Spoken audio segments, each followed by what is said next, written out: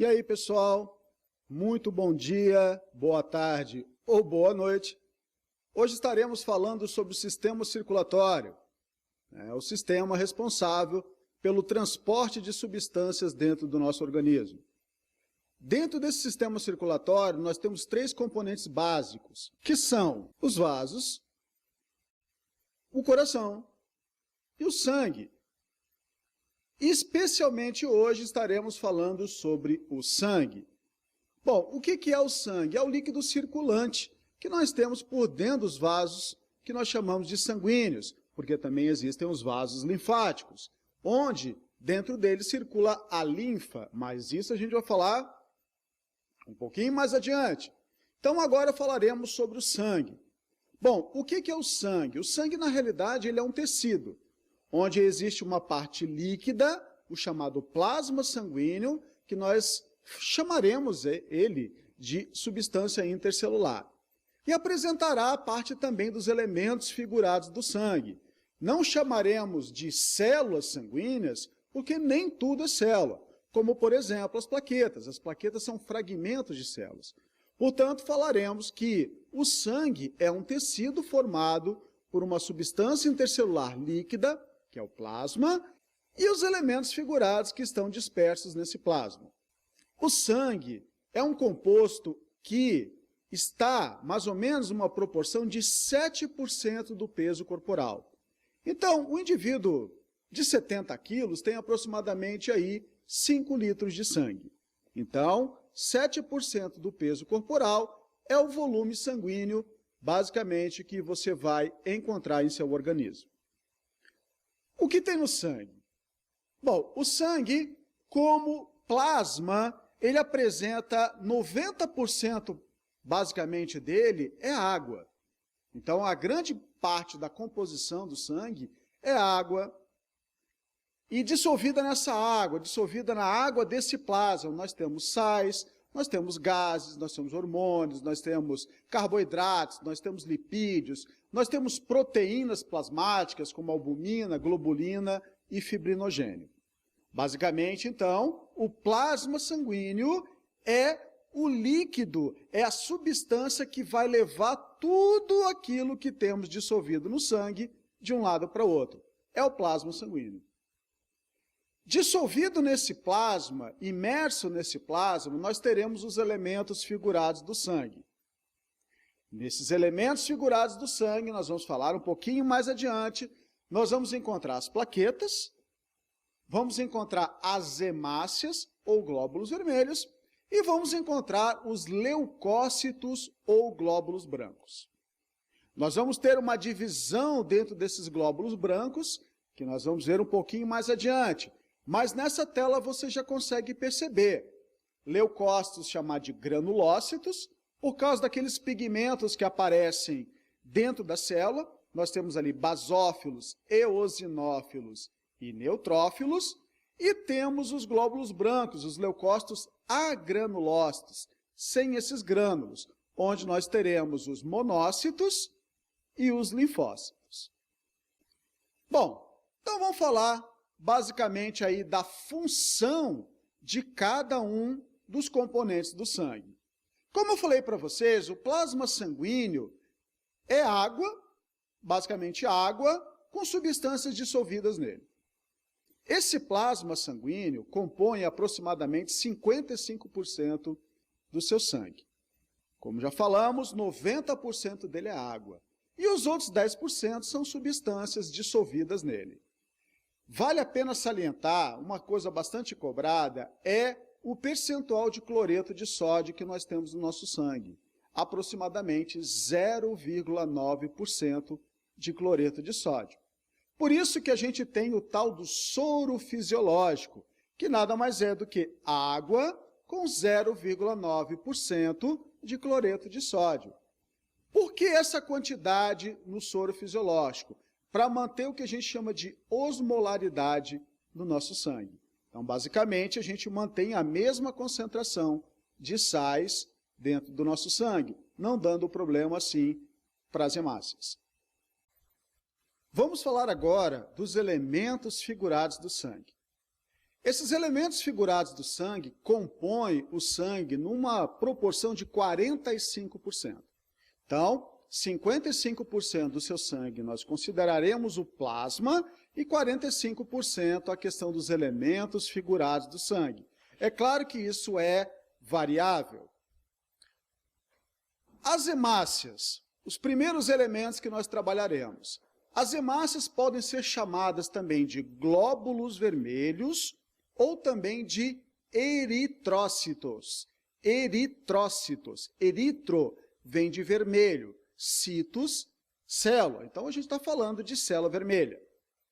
A proporção que nós consideramos normal para estudo, aqui como nós estamos fazendo, é aproximadamente 5 milhões de glóbulos vermelhos por milímetro cúbico de sangue. Então, calcula aí, é glóbulo vermelho que não acaba mais no nosso organismo. Essas hemácias, nós vamos considerar algumas características importantes sobre elas. As hemácias adultas, hemácias maduras, que já estão trabalhando, funcionais, em mamíferos, elas apresentam um formato de disco bicôncavo. Professor, o que seria um disco bicôncavo? Só para fazer uma analogia, seria aproximadamente o aspecto de um pingo douro. Aquele salgadinho, o pingo douro tradicional, não o de picanha grelhada, o tradicional. E também esse disco bicôncavo maduro não tem núcleo. Então estamos falando de uma célula anucleada, uma célula sem núcleo. Qual é a função deste glóbulo vermelho? Papel, transporte de gases respiratórios. O que são os gases respiratórios? Oxigênio e gás carbônico. Então, esses são os gases respiratórios, oxigênio e gás carbônico. Dentro do glóbulo vermelho existe uma proteína chamada de hemoglobina. A hemoglobina é uma proteína formada por 4 cadeias de aminoácidos, num total de 574 aminoácidos. Dentro dessas cadeias, no meio dessas cadeias, existe um átomo de ferro. O átomo de ferro, o íon ferroso, ferro mais 2. Eu preciso lembrar vocês que essas ligações que acontecem da hemoglobina com o oxigênio ou com o gás carbônico, como já estudamos no sistema respiratório, devem ser ligações fracas, ligações instáveis. Por quê? Porque é necessário que o glóbulo vermelho, ao chegar à célula, solte o gás carbônico, solte o oxigênio e vice-versa. A gente tem que ter um transporte de substâncias onde esses gases respiratórios possam ser levados, mas também possam ser desligados facilmente. Numa ligação muito forte com a hemoglobina, como é o caso do monóxido de carbono, que já é um gás tóxico, o que acontece? A ligação é tão forte, que ela basicamente não se desfaz. Então, a hemoglobina não consegue levar outros gases respiratórios. Ela fica grudada com o monóxido de carbono. E isso vai fazer com que haja um processo de intoxicação no organismo, levando ao processo de asfixia e, consequentemente, a morte. Alguns dados a serem considerados também sobre as hemácias. Nós ouvimos bastante falar sobre a tal da anemia. Só que anemia, que significa uma diminuição do número de hemácias no nosso organismo, nem todas as anemias têm a mesma causa. Nós temos mais de 20 razões, mais de 20 causas para que possam levar a essa diminuição de hemácias do nosso sangue. A mais famosinha é a anemia ferropriva, que é aquela anemia que acontece por carência de ferro na alimentação. Existem outros tipos de anemias, que podem ser provocadas por carência de vitaminas, podem ser provocadas pela presença de vermes em nosso intestino, como é o caso do ancilóstoma, que é um verme hematófago, se alimenta de sangue. Então, existem várias razões para nós chegarmos a um quadro de anemia. Mas qual é a consequência da anemia? Sem glóbulos vermelhos, nós não conseguimos ter o transporte adequado de oxigênio para as nossas células. E sem oxigênio nas células, as mitocôndrias não conseguem trabalhar, não conseguem gerar energia. Então, sem energia no seu corpo, não funciona nada. Por isso que a gente fica com aquela sensação de cansado, indisposto para fazer alguma atividade. Por quê? Porque você não tem energia. Outro dado importante com relação às hemácias. Está relacionado, claro, com a concentração de oxigênio no ambiente onde nós estamos, na altitude que nós estamos. Ao nível do mar, onde nós estamos, basicamente aqui, né, em Tubarão, preparando essa aula aqui para vocês, nós estamos basicamente no nível do mar. Então significa o quê? Que o meu corpo, o seu corpo está adaptado nessa região. A quantidade de oxigênio que existe nessa altitude. Porém, se eu subir para uma altitude bem maior, por exemplo, La Paz, na Bolívia, 3.000 metros de altitude, o que vai acontecer? A coluna de ar sobre a minha cabeça lá em cima é bem menor. Isso significa que eu vou ter menos ar disponível para mim. Lembrando, né, claro, o ar ele não é oxigênio puro. Nós temos aí basicamente 20,8% de oxigênio no ar que nós respiramos. Mas lá em cima, o ar é mais rarefeito, então a concentração de oxigênio é menor. Lá em cima, as hemácias, a quantidade de hemácias que eu tenho aqui embaixo, vai me fazer falta. Então, lá em cima, eu preciso passar por um processo de adaptação. Quando eu chego até esse local com pouco oxigênio, eu vou passar mal, eu vou ficar tonto, eu vou ter dificuldade para respirar, e o meu organismo vai ter que se adaptar, ele vai ter que aumentar a pressão sanguínea, eu vou ter que respirar mais rápido, eu vou ter que fazer o meu coração bater mais rápido para melhorar o transporte. Então, quer dizer, eu vou ter uma série de adaptações. Mas isso não pode ser para sempre. Então, o que eu tenho que fazer? Me adaptar à altitude. E o meu organismo vai fazer o quê? Aumentar o número de glóbulos vermelhos circulantes. Para quê? Para melhorar o transporte de gases respiratórios. Então, podemos ter a seguinte relação. Quanto maior a altitude, menor a concentração de oxigênio. Portanto, maior número de hemácias que eu vou precisar. Beleza? Glóbulos brancos ou leucócitos. Os glóbulos brancos ou leucócitos estão numa proporção mais ou menos de 5.000 a 10.000 leucócitos por milímetro cúbico de sangue. A função básica deles é a defesa do organismo. Uma defesa de diferentes maneiras que nós vamos falar. Professor, mas não é muito pouco glóbulo branco? Aí é que está o segredinho do nosso organismo. De acordo com a necessidade, de acordo com um parasita, de acordo com um alérgeno, de acordo com a defesa que você precisa, esse número vai aumentar na proporção que você precisa. No tipo de glóbulo branco que você precisa, você vai ter um aumento. Então, dependendo, eu posso aumentar o número de linfócitos, eu posso aumentar o número de neutrófilos, vai depender do ataque que eu estou sofrendo. Então, é algo adaptável. Tanto que, quando nós vamos ao médico e ele pede para nós fazermos um hemograma completo, quer dizer, ele quer ver todo o detalhamento de elementos figurados, de composição do seu sangue. De acordo com aquilo que está em excesso ou que está em falta, ele consegue ter o início do diagnóstico para poder tratar você. E dependendo do tipo de glóbulo branco, se está mais, se está menos, do tipo que tem mais, do tipo que tem menos, você vai ter um diagnóstico diferenciado. Legal?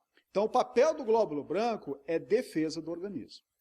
Nós vamos encontrar dois grandes grupos de glóbulos brancos, que são os granulócitos e os agranulócitos. Como falamos no iniciozinho dessa aula, a presença de grãos, de pigmentos, que vai determinar esse tipo de classificação. Dentro dos granulócitos, nós temos 3 glóbulos brancos importantes. os neutrófilos. 60% a 70% dos seus glóbulos brancos são neutrófilos. O papel básico deles é a fagocitose. O que é a fagocitose? É o glóbulo branco lá e comer basicamente o parasita. Te defender. Quando nós temos, por exemplo, numa ferida, a produção de pus, quem está naquele local ali trabalhando, está no meio daquela secreção toda que foi produzida ali, é o neutrófilo em maior quantidade. Então, o que é o pus? Nada mais é do que resto de micro-organismos neutrófilos. Quando isso está acontecendo, é meio que o nosso organismo está apanhando. Quando isso acontece no nosso organismo, a formação do pus, nós vamos ter que entrar com um recurso a mais. Por exemplo, numa infecção bacteriana, teremos que entrar com um antibiótico para nos auxiliar nesse processo de defesa. Acidófilos ou eosinófilos. Eles estão mais ou menos na proporção de 1 a 3%.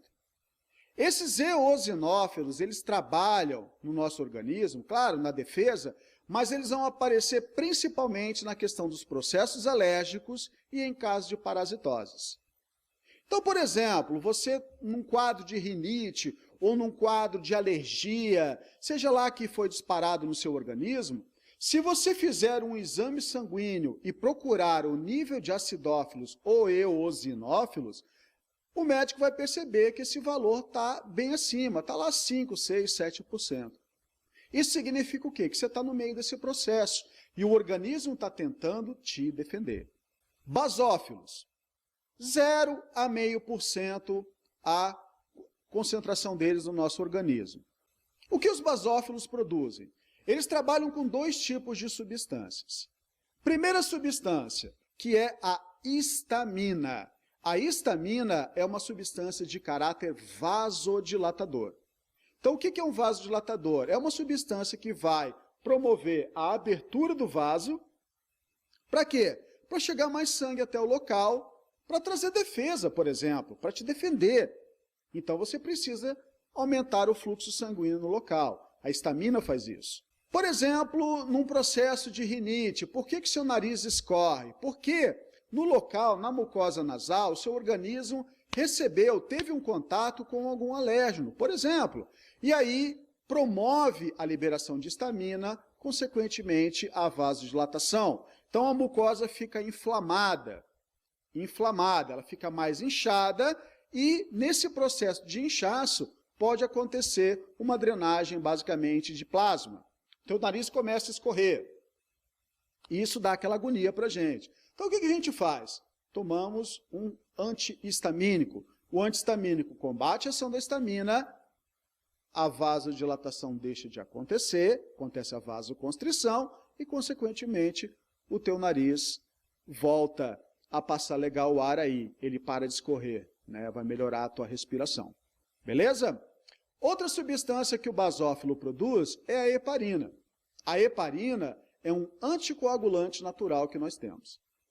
Eu preciso que o meu sangue coagule quando eu estou sangrando.